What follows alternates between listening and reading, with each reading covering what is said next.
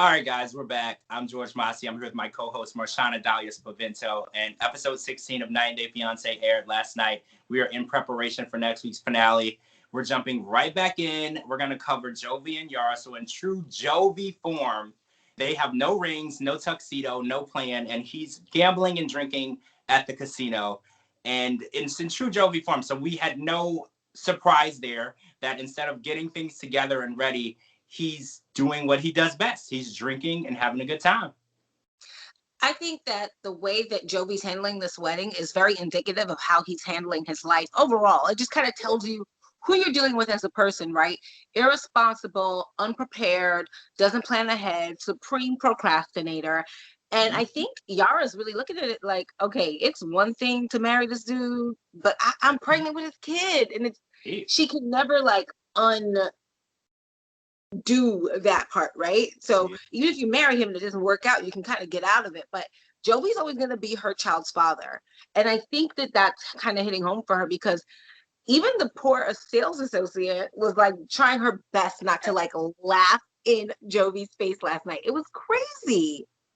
To be the night before your wedding to try to find a tux and buying rings. So let's talk about the rings too. Okay, so he gets to the ring shop and he's just like, oh, this is a chore to me. And he's like, $1,200. He's like, I already bought her an engagement ring. Why do I need to spend $1,200 on another ring? And I'm thinking, Jovi, a wedding ring is usually $12,000 if you actually love the one. So $1,200 is literally his bargain. Is a lot. My wedding ring was a lot more than $1,200. Right. You know, if you love the woman, and not to be funny, I don't know, you're a man, so you tell me, and you're married, but the ring that you put on your wife's finger is indicative of you. Like, it says more about you. When people see your wife with a certain kind of ring, they like, dang, yeah, your husband. You know, it's a testament to kind of like you and how you're doing. Do you really want to send your wife out in a Cracker Jack box ring? I mean, it's indicative of you. It says so much about you, and I feel it also sets the stage for what she can expect her life to be, especially in Yara's situation, because she left her home country, she left her family, she left everything, and I feel like he needs to prove to her that what she did was worth the risk and compromise, and putting a $1,200 ring is not on her finger is not giving her the confidence she needs to know that she's making the right decision. The way that he picked out his ring was even worse. The very first ring that they handed him, he was like, it fits, I'm going with it. It just showed that the wedding and the marriage didn't mean enough to him. And I feel like for him to have her pregnant and bring her here, this should mean more to her, because she was minding her own business in her own country, living her best life. And he went over there, he got on one knee, he asked her to move here, he asked her to marry her, and now he's acting like it's an annoyance. I agree. I couldn't agree more. When you said that last night on Twitter, and if you're not following us on Twitter, please do. I was like, this is so accurate. She was minding her own business, living a pretty good life in Ukraine. And the whole idea of coming to America would be for a better life. If it is not going to be better, then she could have stayed where she was. And right now, he's not showing her the better. Exactly. And even in the tuck shop, Jovi's dad chimed in and he said, I wonder how much of Jovi Yara can take, because we know antics, we know how he is, we know how wild he is. He's like, I'm just wondering how much of it can she really take? And I think that's something that we're going to really have to see, because I know they're transitioning over as well to happily ever after. So we're going to see exactly how it goes. And I think when the baby gets here, things are really going to change. Yeah. All right. So let's talk about this train wreck. So Mike and Natalie. So Mike, well, first of all, Natalie has to return to Mike's house again because this whole hotel situation. And again, Tamara is driving 3 hours each way to this hotel. So shout out to Tamara for being a team player, because this wasn't her responsibility. She is a neighbor. She is a completely third party to this train wreck. And she has basically dedicated an entire day of driving back and forth for absolutely no reason, just to bring her back to Mike's house. And I mean, go ahead. No, I'm just saying, like, for me, I just feel like I even like really ask myself, do I want to really talk about Mike and Natalie again? Right. I'm so over it. Like, watching them is absolutely like nails on a chalkboard for me. It is so infuriating. Like, it's so frustrating to like this couple that they say they are. Right. What kind of couple is this? This is terrible, and I don't like it. They're both toxic, and I'm not a fan of Natalie, but at this point I really do feel like Mike has gone beyond the pale when it comes to just like jerking her around. This is bad. Even for Natalie, it's too much. It's too much. He disregards the fact that she's a human being with emotions, and he's Yeah. a grown adult man child who can't make a decision. Either you want to marry this woman or you don't. You can't Yeah. just let her sit around hanging in the balance while you decide. Literally, it's been 3 years and 3 months, and you can't decide if you want to marry her. Let her go. She is a human being. I don't agree with any of the nasty things that she said all season, but at the same time, she's a human being who deserves to know whether or not you're going to marry her or not. She can't just wait around. She's not waiting for you to decide. She's not something, because it's really devaluing to a woman to just sit Yeah. around like, am I good enough for you or am I not? That's so devaluing.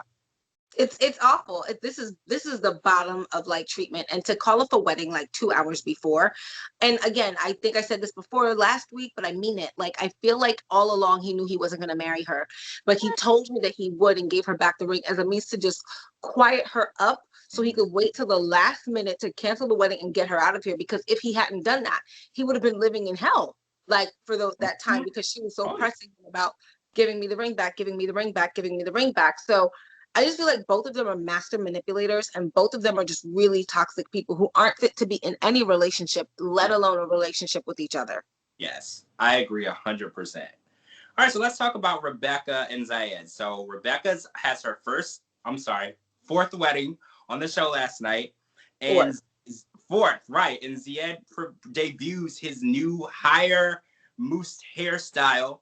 And he wears a 3-piece suit that is 3 different colors. Oh my Jesus. The pants, yeah. What rainbow is going on here? Like, why can't you do the hair was one thing, but that suit, mercy. Right. Everything was a completely different color. And I was like, what is it? Did they just go to 3 different stores and this was all that they had on the rack? And Rebecca poured herself into her dress because she told us last week the dress didn't fit. So she got it on and she got in her carriage, and then her son and her brother and son-in-law walk her down the aisle in jeans and flannel. And it was not my type of party. I'm not going to lie to you guys. This wedding, the fashion, the whole situation, it wasn't my type of party. I call it a wedding. There wasn't even a bouquet. And then she had to wear the corset over the dress. What in the train wreck is going on here? And I mean, I get it. At your 4th wedding, you probably don't care. You probably just roll out of bed, barely take a shower, slap some chapstick on, and get on down to the altar. But my goodness, for Zayed, I feel bad for him because it's his first and maybe his only wedding, but I doubt it because him and Rebecca, my money's on the fact that they're not going to make it.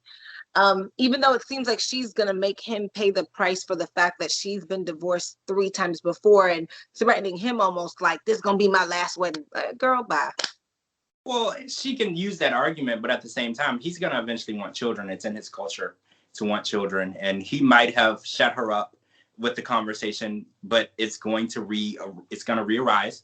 And he's going to eventually, in his religion, if you need children, it's okay to go to another woman sometimes to do that. So Rebecca and him are going to have a huge obstacle to fight when that comes, because, a 27-year-old man, he might think he doesn't want children now, but he will want children, as it's in his culture. His family, his brothers, his sisters, everyone has children. It's part of their culture. So I just would love to see how that's going to turn out. And I know Rebecca will fight him tooth and nail if he tries to leave her or divorce her, because she basically told him, this is it. This is my last wedding and you're locked in. It's almost like she locked him up in prison, because she was like, just so you're aware, once we get married, that's it. There's no divorce. And I was like, Rebecca, you can't threaten people that way. There's always the option of divorce. It's not till death do you part. Like, I know that's what the vows say, but there is always the option of divorce. Always. It's always on the table.